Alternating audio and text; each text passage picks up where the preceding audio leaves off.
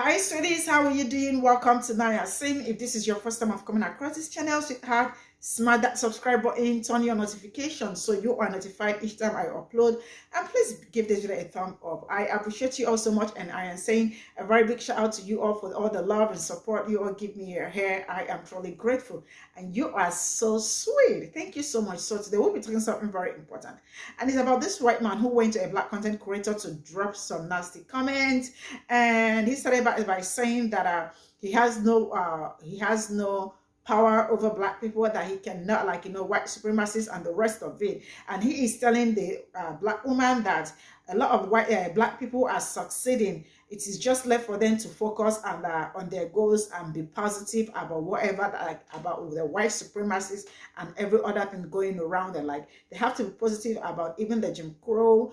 They have to be positive about the redlining. They have to be positive about the systemic racism that is happening to them in order to succeed, right?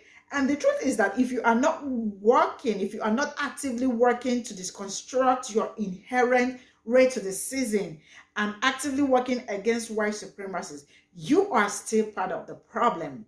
Yes, you heard me right. If you are not working to deconstruct, you are still part of the problem. If you are still the kind of people that always go around to black people's posts to tell them that it's been a long time and you were not the one that was slave, it was your ancestors, and it is over how many years, you need to get over it. You need to stop talking about it, because when you stop talking about it, it's going to go away.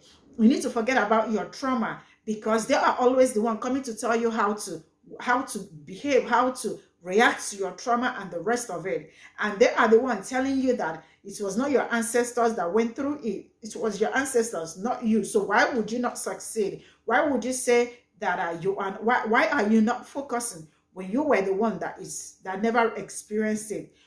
It's just really amazing how, with everything going on, the systemic racism, the redlining, like everything going on right now, they still come back to tell black people that you are not going through anything.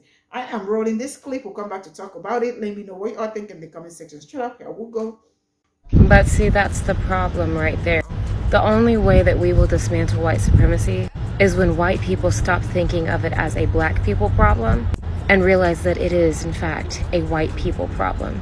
Because you specifically, and other white people that exist in the Americas, uphold the systems of white supremacy and perpetuate it through thoughts just like this, through telling black people that they need to pick themselves up by the bootstraps and go and work hard so that they can succeed, and by telling them slavery's in the past, get over it.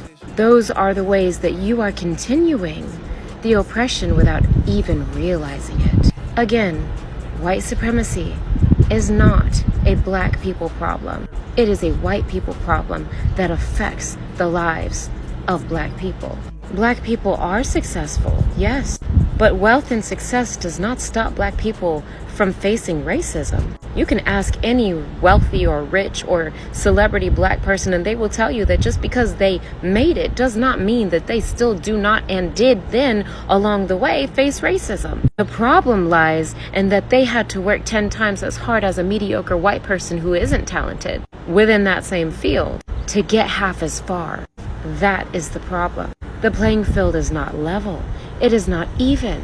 And it's interesting because America has paid reparations and does pay reparations, but not for black people. In fact, America has even paid for the enslavers who had to lose their slaves. And if we really wanted to make things equal, there are two options. True equity would mean that either one, America pays reparations to the families of enslaved people, or two, that we put a hold on all of the wealth that those white families have earned generationally through their families enslaving black people and benefiting from it, or through the Homestead Act for that matter, or any other act that was put into place, any other law that helped push for the advancement of white people while simultaneously disenfranchising black people. If we wanted to be truly equitable, we could put a hold on all those finances that are flowing into white families and instead direct them to black families. And we could do that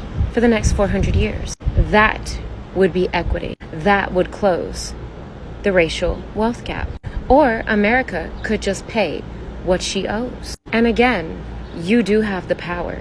If you are white and you live in America, doesn't matter when you moved here, doesn't matter when you immigrated to this country. You are here now, existing as a white person. Therefore, you benefit from those same racist systems that were used to oppress black and brown people for hundreds of years up to this day. The power is in your hands.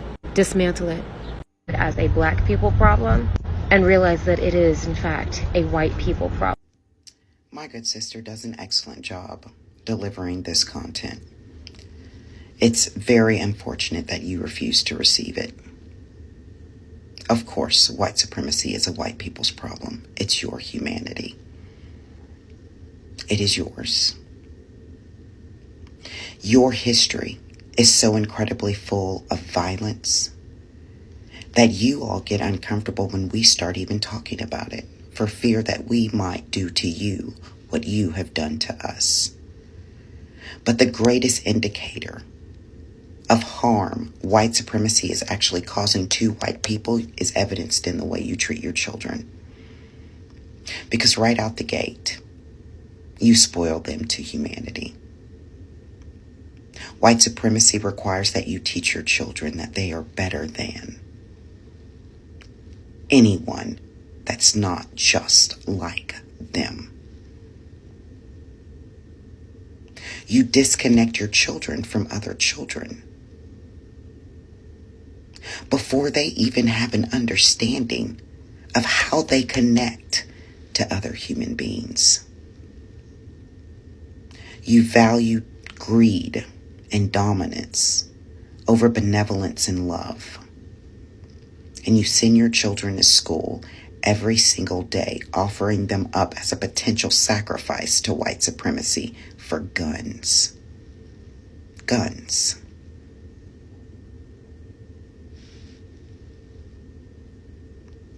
You would rather teach your children to praise your forefathers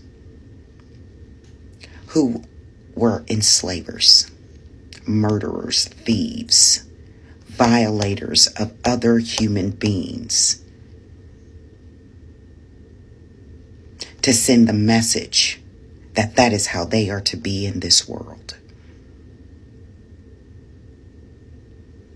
Yes, white supremacy is a white people's problem because it's your humanity on the line. You're ruining your children with it. That's not sustainable for your race. But again, it's your problem. We're going to defend ourselves against your problem as best we can, but we're going to let this shit play out for you. We're not going to save you. You have to save yourselves. In a tone. Can I ask a serious question? Why don't y'all ever have this same energy for the survivors or descendants of survivors of Holocaust or of mass genocides globally? Or for that matter, why don't y'all have this same energy for families and survivors of serial killers? Why don't y'all have that same energy for people riding around with Confederate flags? Like, why aren't y'all going up to them and saying, yo, Civil War was way, way long ago. You weren't even in that war. You didn't even fight in that war. Get over it. You lost. Like, why do we never see that? But of course, we could throw a stone and hit somebody trying to tell a black person that they were never a slave to get over it and to stop playing victim. But I'm here to tell you that in case you didn't realize or understand, or you somehow missed all of history, black people are victims. Indigenous people are victims. POC have historically been victims. You see, I firmly believe that the relationship between black and brown people has been one of narcissistic abuse. Therefore, we are, in fact, victims. We're not playing anything. Y'all are the same people that want to yell, oh, you have a victim mentality, oh, blah, blah, blah, blah. To have a victim mentality would mean that there would have to be no proof that there is something victimizing us. And baby, the proof is everywhere. All you have to do is open a history book that wasn't written or revised by the Daughters of the Confederacy. And if you don't like to read, baby, watch a YouTube video, listen to a podcast, do some research, go a little bit further than what Meemaw and Pawpaw said. Don't just take Fox News's word for it.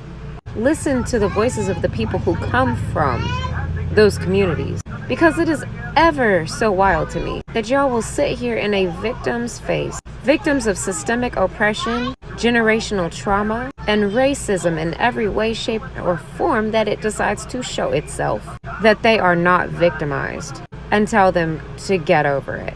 That is gaslighting. That is narcissistic abuse. And it therefore proves my point. With every one of these comments, you are perpetuating the same systems, the same ideologies, and the same beliefs that are in fact keeping us victims. You see, for Black people not to be victimized anymore, there has to be a change in the mentality of white people. And the playing field has to be equaled, and the debt that America owes to Black and brown people needs to be paid. Then we will stop being victims. There's a problem. Fix it.